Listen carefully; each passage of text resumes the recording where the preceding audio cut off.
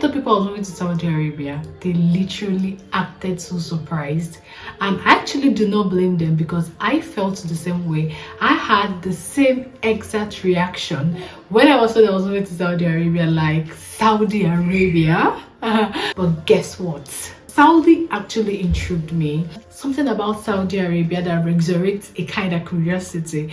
And because of that, I was so curious to know what this place is like. I wanted to see for myself and experience for myself. Because one thing that I know and one thing that you have to know is that you can't know a people's culture, you can't understand the people's culture by looking at it from the outside. Like, you have to come in and experience it for yourself. So when you talk about it, you have like a first-hand information because you have lived there, you have experienced the culture, you have seen what the culture of the people is like. So I am here to like either debunk or clarify or answer some questions that have been asked about living in Saudi Arabia since my moving to Saudi Arabia. Because every time I meet anybody, I tell them I live in Saudi Arabia, or anytime I come home, a family member asks, what is Saudi? Everybody just wants to know, what is it like? How are you coping there? I'm just so inquisitive to find out what this place is like. So here I am to tell you what Saudi is like, answer some of your questions about Saudi Arabia,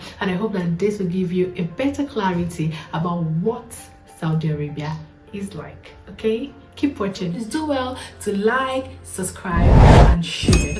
So first and foremost, I'll give you like a very short overview of the Kingdom of Saudi Arabia. Saudi Arabia is an Islamic country. That is one fact that you cannot take away. And then it's also a conservative country, no doubt about that.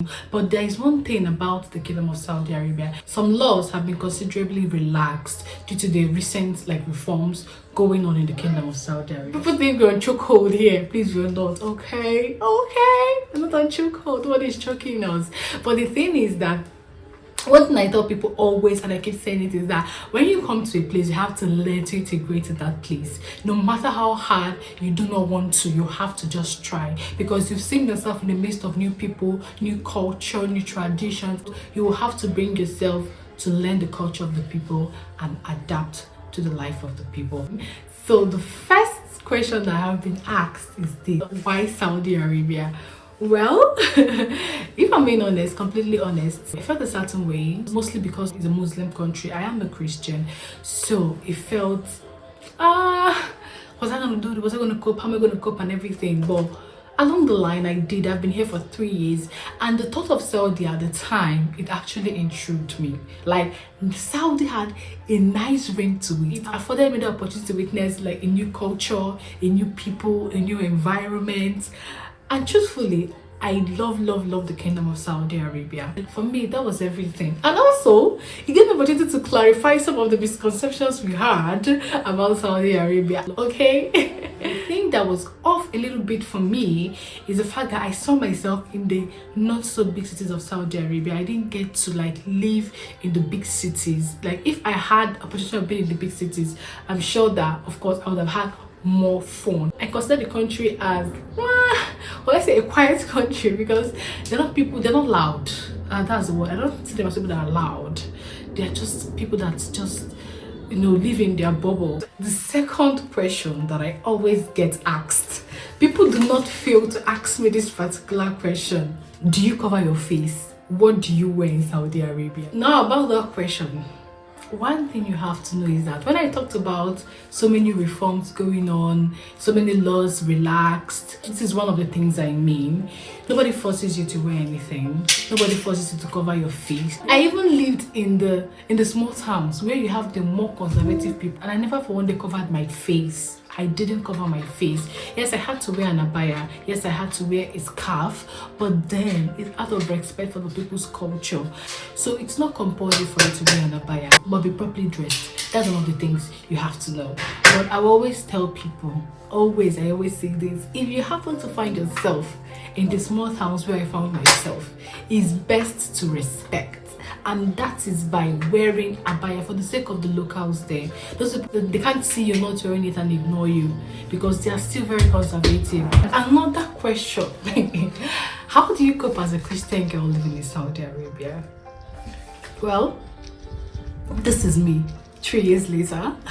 Nobody's stopping you from practicing your religion. it's you can practice your religion. Another question I get asked is, do they have churches in Saudi Arabia? Actually, there's nothing like a building, like a pronounced building where you would say, oh, this is a church building. Let me make comparison with somewhere like Dubai, where there are so many churches. There are structures that we recognize as churches, but here we don't have like a structure that we can say this is a church that I have seen. But people have like places of gathering.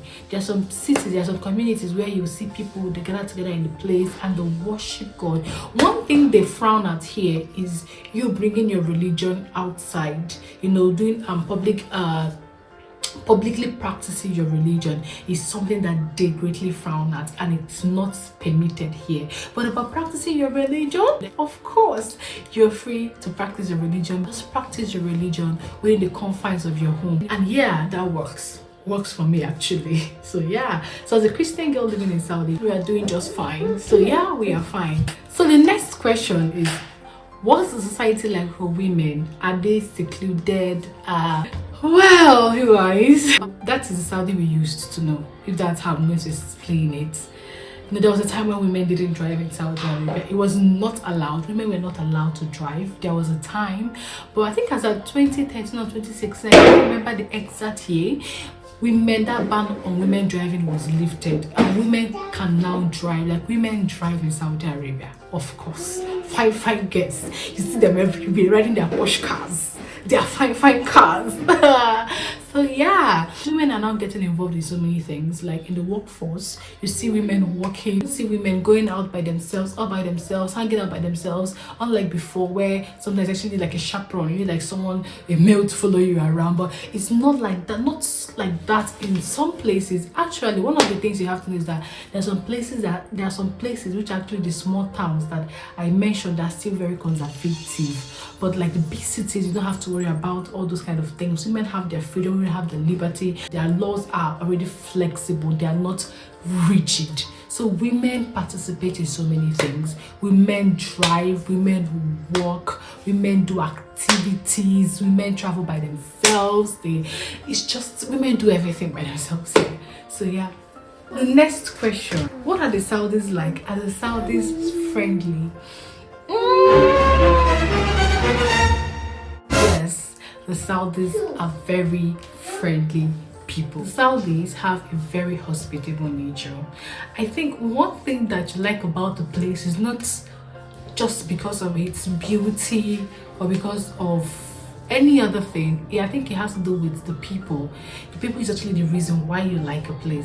The Saudis are people who are very great conversationalists.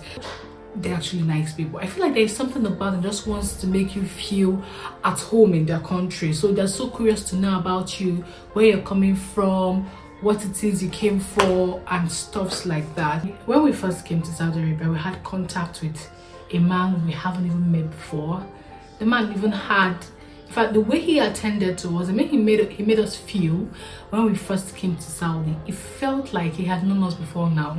And that particular reception he gave me, it made me feel very warm. Like, it warmed my heart, because it was just too good to be true. Because coming from someone that is a stranger, and when we came into this place, I think so many factors. I was down at the time. It was during the period of COVID, so there was just so many things going on at the same time. I was so down, I was so sick, but this man somehow found a way to make us feel relaxed. And the fact that when we came, we were moved to a region, but upon getting there, we were told that they had sent us to another region, and it wasn't even communicated to us. We didn't even know that.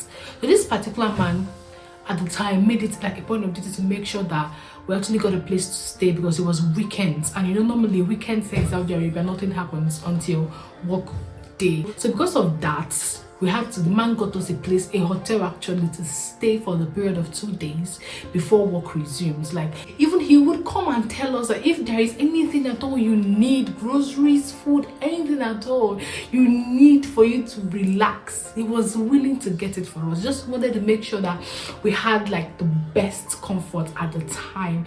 And it was something, in fact, that was my first impression of the Saudis, and it was a good one. Like, it was a good one. So yeah, Saudis are friendly, and I suppose that's the kind of warmth and comfort any expat that goes to this country needs at that time. Because once you first come in, everything will just conspire to make you feel, from the fact that you just came in, you're a novice, you can't speak the language, people are speaking Arabic. Even though it's an Arabic country, there's always that language barrier. So there are times you need to communicate even to taxis that will have to carry you to where you're going to, and you're struggling, just so many things at the time, trying to settle in. But yeah, at that time, that comfort was it was just reassuring. That's just what every expat actually needs. Another thing is they are quite generous. I think at the end of the day, what you actually live with is the fact that you remember how they made you feel, remember how they treated you, how kind they were to you. I feel like any Saudi that meets a foreigner just wants to make sure that the first approach they give them is kindness. They try to make sure that they extend a hand of kindness to you, and it's something that is actually very wonderful. It's something that is very nice. I love that about the Saudis, and actually one thing that you have to remember, even generosity, because there was this time I was down in the hospital, and then I was admitted in the ward, and then there was this lady in the same ward with me. She's a Saudi, of course. We've not met before, we haven't even seen before, but she felt the need to take some of her drinks, some of her food stuff to bring to me. Like, it was time for them to eat. So because she knew that there was somebody she was sharing the room with, she felt there was need, and it's always they think that they need to share with you. That's one thing about that is so beautiful, like they want to share with you. It's always the thoughts that matters, and that particular art was very thoughtful. So there's so many instances that we've seen the Saudis, they want to render help to you, your car breaks down, they want to offer you a lift, they see you working, they want to offer you a lift. There's just something about them. They're just nice people. And if there is something I'm super thankful for, is the fact that I actually came to this place, that I had an opportunity in life to witness life in Saudi Arabia, to see what life is actually like in this part of the world. Yeah. So the next question, do you regret living in Saudi Arabia? How can you even ask me that? I actually believe that there's sometimes in life when you desire something different. You just want to have something different from what you totally know. You want to just experience something different from what you totally know. And that is one opportunity that I have gotten since living in Saudi Arabia. So do I have regrets about living in Saudi Arabia? No. The answer is no, because I believe that everywhere you go to has a lesson to teach you, whether good or bad. Yes, I had some not so good experiences. It was when I first came as a foreigner to a new land. It was not so easy for me until I opened up myself and began to adapt. At first it felt hard, but later on, 3 years. See now, see who did the 3 years. See who. So the other question is, how are you coping? How do you cope here with life here? You all think life here is so hard? Is it because of the laws? Because of the stringent rules? Anyway, there is no country that is not governed by laws. And we might say, yes, so some of this, their own is too much. Their own is too much. But then some of those stringent rules, they have brought it down. But one thing I always tell people is that you have to learn that you have to abide by people's laws. It's natural for you to come to a place and conform. Save yourself from unnecessary punishments, because there is nothing here that if you break any law, it is punishable. Very, very punishable by law. By all means, respect their laws, because these laws are here before you came. You're not going to change. They're not going to change it because you now came. It's not possible. It doesn't work like that. So another question that I get asked is, what are the Saudis like? What do they do for fun? Are they fun people? Well, from my experience, I would regard the Saudis, I would say they're laid back people. They're not people that particularly like to stress. They love the easy life. They love the easy life. And they work, of course they work, but they're not people that want to overwork themselves. Normally their weather is the kind of weather that will just it conspires to make you lazy because it's quite hot and it's always very hot. So they're not, when you go out during the day in the kingdom of Saudi Arabia, you would see everywhere look so deserted. You would think that rapture happened because everywhere would be like there is nobody in that town. Everywhere shops will be locked. In fact, shops literally open at 4 p.m. That's when shops open. They like open early in the morning and then close maybe at most 10, 12 they've closed to open again at 4 because of how hot the weather is. So they're indoor people during the day. Then at night, when the weather the sun must have set, you see them outside in their numbers, you know, having fun, doing what they love to do best. And as I said, they're very quiet people. You see them all driving to the parks, you see them in the parks, sitting quietly, enjoying the scenery. The Saudis are not noisy people. They just know how to live a quiet life. A very quiet but flamboyant luxury life. So yeah, they're just those kind of people. They don't like overstress themselves. They have a very good work-life balance, and something that actually makes it very beautiful. It's something I actually come to learn about the people of Saudi Arabia, that there is an importance of having rest. You see them hanging around, go to very bubbly places, have fun, have concerts, sing, associate, just basically do their thing. That's what I would say. Yeah, they're those kind of people. That's it about that. So about coping in Saudi, I am coping really well. I've coped really well. So with all that being said, guys, my conclusion is that despite what everybody thinks, despite what people feel about Saudi, I feel from the perspective of someone that has a personal experience about this place, I'll tell you that most of the things you've heard are not what it is now. Things are no more how it used to be. Things are better now. So many things have been put in place to help the expatriates have a better experience here. So yeah, if you're considering to move to Saudi Arabia, don't be deterred by what you've heard or what you've read. Just believe that everywhere is livable and you can make it happen for you. So just remove that fear about the whole restrictions and laws and everything.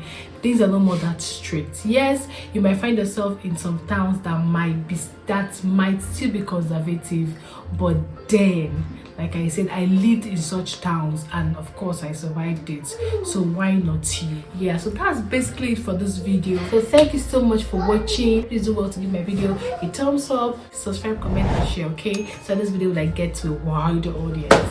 Thank you so much for watching. I'll see you in my next one.